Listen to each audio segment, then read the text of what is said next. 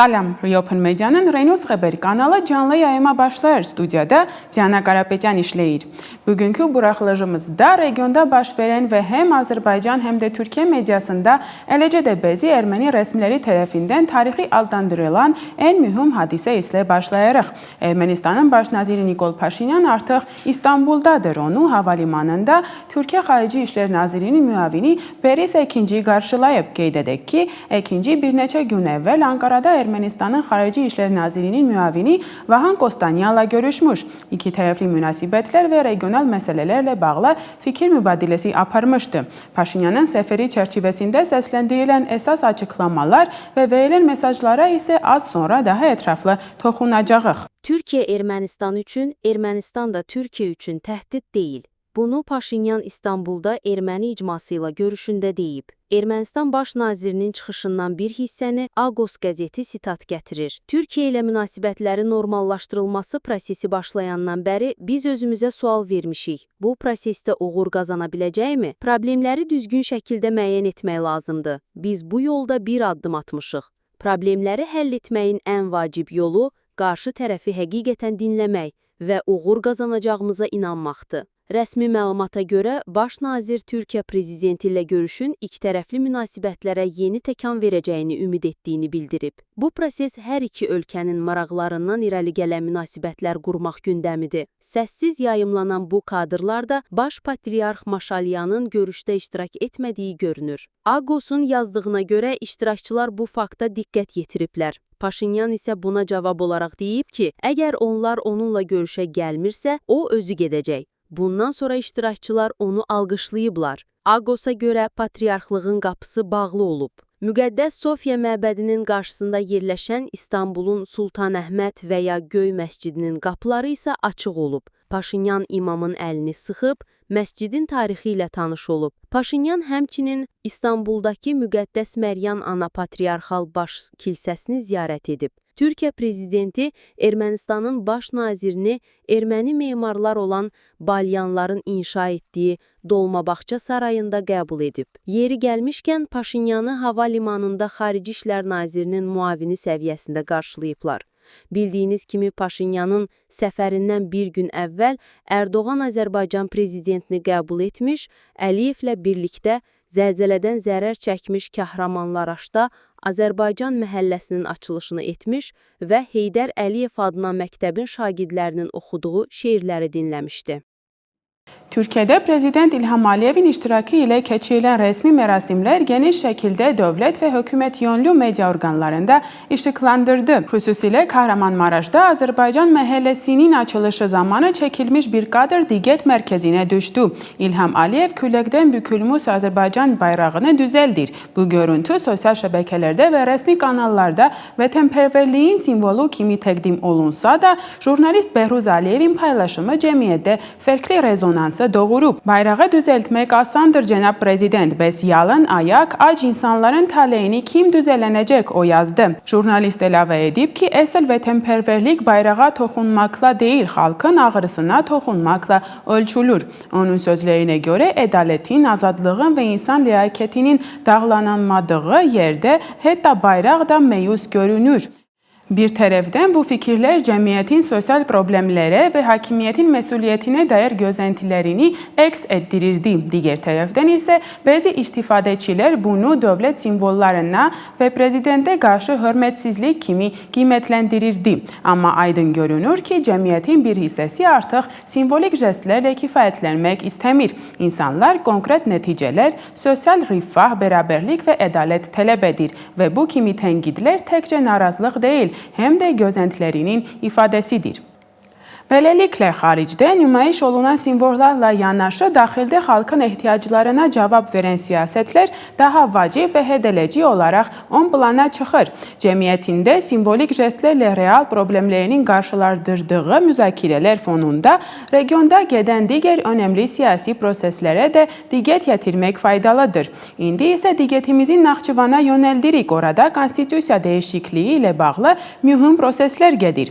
Yeni layihə əsasən Naxçıvana Naxçıvan Muxtar Respublikasında yerli icra hakimiyyəti başçıları bundan sonra Azərbaycan Respublikasının prezidenti tərəfindən Naxçıvan Ali Məclisinin sədrini təqdimatı əsasında təyin ediləcək. Bu dəyişiklik əslində Türkiyənin uzun müddətdir ki, Naxçıvanı Cənubi Qafqazda öz plastdarm kimi görməsi fonunda böyük əhəmiyyət daşıyır. Azərbaycanın atdığı bu addımla sözün yaxşı mənasında qayçı ilə Türkiyənin təsir dairəsini Naxçıvandan kəsərək mərkəzi hakimiyyətin mövqeyini gücləndirməsi göz qabağındadır. Yəni regionda situasiya dəyişir və Ankara-Naxçıvan əlaqələrində balans formalaşdırır. Digər vacib dəyişiklik isə Nazirlər Kabinetində aiddir. Layihəyə görə Naxçıvan Muxtar Respublikasının Nazirlər Kabinetinin artıq Ali Məclisə tabe olmayacaq və fəaliyyəti Azərbaycan prezident ilə razılaşdırmaqla müəyyən edəcək.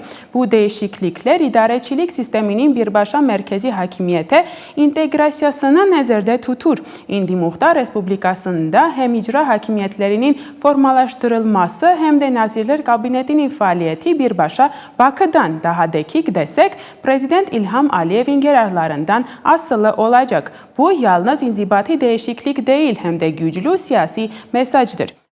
Prezident İlham Aliyev Naxçıvanda öz təsirini və nəzarət mexanizmini artırır, mərkəzi hakimiyyətin regiondakı mövqələrini möhkəmləndirir.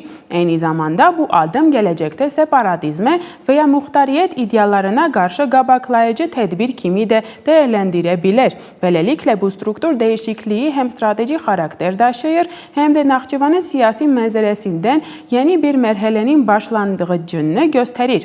Regionun gələcək inkişafında bu addımların rolu hədələci olacaq. Azərbaycan tərəfi yenidən diplomatik korpusu nümayəndələrinin Laçın rayonu aparılıb.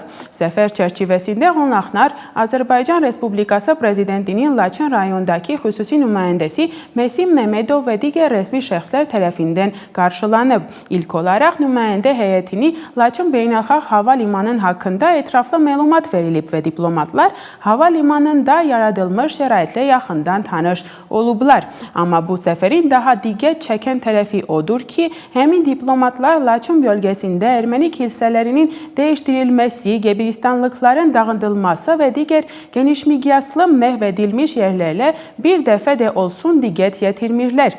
Onlar heç sağa, heç sola baxmadan sadəcə rəsmi təqdimata fokuslanırlar ki, bu da ikiyüzlü standartların göstəricisidir və regionda baş verən real vəziyyətə qarşı ciddi laqeydliyinin nümunəsidir. Ermənistan Azərbaycanla sərhəd yaxınlığında vəziyyət yenidən gərginləşib. Azərbaycan tərəfi atəş açıb və bu yerli əhali arasında ciddi narahatlıq yaradıb. İyunun 20-də Sünik rayonun Nerkinhand kəndin istiqaməsində Azərbaycan silahlı qüvvələri atəş açıblar, nəticədə yaşayış binasının ziyan dəyib. Bu barədə məlumatı Ermənistanın Müdafiə Nazirliyi yayıb. Biz Azərbaycan tərəfinin Erkinhand yaşayış binasının atəş tutulması faktını araşdırmağa və ictimai izahat verməyə çağırırıq, bəyanatda deyilir.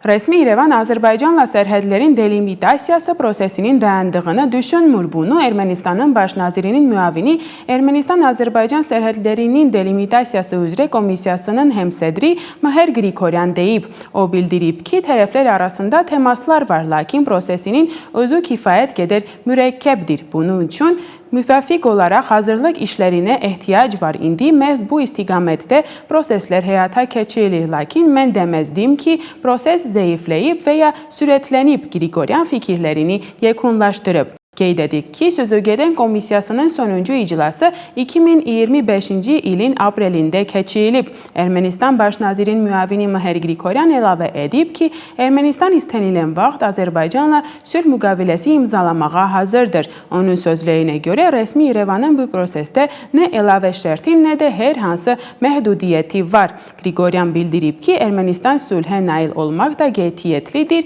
və bu yolda real və səmimi iradə nümayiş etdirir. Resmi Moskva, Ermənistanın baş nazir Nikol Paşinyanın Avrasiya İqtisadi İttifaqının Minskdə keçiriləcək iclasında şəxsən iştirak etməmək qərarından təəssüflənir. Bunu Rusiya prezidentinin mətbuat katibi Dmitri Peskov bildirib. O, buna baxmayaraq Paşinyanın iclasda onlayn iştirak edəcəyini xatırladı. Ermənistan ali üzvüdür, mühümdür qeyd edək ki, Paşinyan Aleksandr Lukashenko hakimiyyətdə olduğu müddətdə bir daha Belarusa səfər etməməyəcəyini bəyan edib. İran və İsrail arasında son günlərdə gərginlik artıb. İsrail İrana qarşı bir neçə hədəfi hava zərbələri endirib. Tehran isə buna cavab olaraq raket atəşləri ilə təhdid edir. Kim kimin tərəfini tutacaq? Bu qarşıdurmasının dünya siyasətində hansı dəyişikliklərə səbəb olacağı sual altındadır. Cavabları və daha geniş təhlili hazırladığımız reportajda tapa bilərsiniz. İran-İsrail raket müharibəsinin 8-ci günündə internetdə videolar yayılıb. Əl Cəzirənin məlumatına görə videolarda İranın ali rəhbəri Əli Xameneyinin bunkerinin yerləşə biləcəyi ehtimal olunan ərazidə partlayışlar baş verdiyi görünür. Tehran yayılan bu ehtimallara hələ ki rəsmi reaksiya verməyib. Bu söhbətlər fonunda İsrailin baş naziri Netanyahu bəyan edib ki, onların məqsədi İran rəhbərliyini devirmək deyil. İran rejiminin dəyişdirilməsi və ya onun süqutu məsələsi ilk növbədə İran xalqının işidir. Mən bunu bir məqsəd kimi təqdim etməmişəm. Bu bir nəticə ola bilər. Lakin bu bizim konkret və ya rəsmi məqsədlərimizdən deyil. Netanyahu ABŞ prezidenti Donald Trumpın bu əməliyyatda iştirak etmək istəyib-istəməməsindən asılı olmayaraq İranın bütün nüvə infrastrukturunu məhv etmək üçün bütün lazımi imkanlara sahib olduqlarını iddia edib. ABŞ-ın İsrailin hücumlarına qoşulub-qoşulmayacağına isə Trump yaxın 2 həftə ərzində qərar verəcək. Dünəndən etibarən Qərb mətbuatı müxtəlif mənbələrə istinadən ABŞ-ın Fordudakı İran nüvə obyektinə dünyanın ən güclü qeyri-nüvə bombası ilə zərbə endirə biləcəyi barədə məlumatlarla çalxalanır. Bugün isə İran Hayfa və Təl-Əvivdə yeni hücum dalğasına başladığını bəyan edib. İran, İsrail ordusuna kiber təhlükəsizlik xidmətləri göstərən IT şirkətinə və Microsoftun ofislərinə zərbələr endirib. İsrail İranın raket zərbələri nəticəsində yanğınların baş verdiyini təsdiqləyib. Maşınlar yanıb, yaşayış evlərinə ziyan dəyib. Sıxal bildirib ki, gecə saatlarında İrandan İsrail istiqamətində buraxılan pilotsuz uçuş aparatlarına ələ keçirib. Beynəlxalq və regional mediada yayılan məlumatlara əsasən İsrailin İranda hədəfi aldığı obyektlərə hücumlarından bir neçə saat əvvəl Azərbaycanın hava mekanından İrana doğru kəşfiyyat uçuşu həyata keçirilib. İddialara görə iyunun 12-də Kürdistan regional hökumətinin nəzarətində olan Bakıdakı aviabazalarından biri vasitəsilə pilotsuz uçuş aparatı havaya qalxıb. İranla sərhəd zonasından uçuş həyata keçirib və təxminən 4 saat sonra geri qayıdıb. Müxtəlif mənbələrin yazdığına görə bu uçuş yüksək ehtimalla İsrailin hərbi arsenalına aid olan Hermes tipli PUA vasitəsilə həyata keçirilib. Rəsmi dairələr bu məlumatı hələlik nə təsdiqləyib, nə də təkzib edib, lakin təqdim olunan uçuş trayektoriyası və texniki detallara əsasən bu əməliyyatın reallığa uyğun olduğunu ehtimalı olunur. Bu tip məlumatlar bölgədəki gərgin geosiyasi vəziyyət fonunda xüsusilə diqqət çəkici olur və bu sıra suallar doğurur. Xüsusilə də region dövlətlərinin bu proseslərdə oyandığı mümkün rol və gələcəkdə baş verə biləcək eskalasiya riskləri ilə bağlı. Və nəhayət diqqətinizə çatdırırıq ki, Qarabağın blokadası dövründən bizə yaxşı tanış olan Azərbaycanlı aktivistlərinin yeni aksiyası bugün Bakı şəhərində baş tutub. Bu dəfə onlar İsrailə dəstək nümayiş etdirirlər. Onların arasında 2022-ci ilin dekabrında hakimiyyətin birbaşa göstərişi ilə Ermənistanla Qarabağı birləşdirən yolu bağlayan eyni qrup aktivistlər var. O zaman bu əməliyyata ekoaktivistlər adlı altında təqdim edilmişdilər. Aksiyada iştirak edənlərdən biri açıq şəkildə İrana qarşı terrorçu dövlət və molla rejim ifadələrini səsləndirilib. Bu isə göstərir ki, Azərbaycanın siyasi rəhbərliyi hansı ki müxtəlif problemləri həll etmək üçün müxtəlif nümayişçi qruplardan istifadə etmək qabiliyyətinə və uzaq görənliyinə malik deyil. Onlar yenə eyni məhdud sayda şəxslərə güvənlidir və eyni köhnə ssenarini təkrarlayırlar. Bu vəziyyət Azərbaycanın daxili siyasi oyunları və xarici strateji vəziyyətləri haqqında çox şey söyləyir. İçində isə yenə də böyük ziddiyyətlər formalaşmaqdadır. Biz regiondaki vəziyyəti izləməyə davam edəcəyik və sizə yalnız dəqiq və faktlarla əsaslanan məlumatları çatdıracağıq. Siz bizi YouTube, Telegram, Instagram, X, Facebook, Spotify'da tapa bilərsiniz veya bizi reopen.media saytında izləyə bilərsiniz. Bugünkü bu qədər və görüşənədək sağ olun.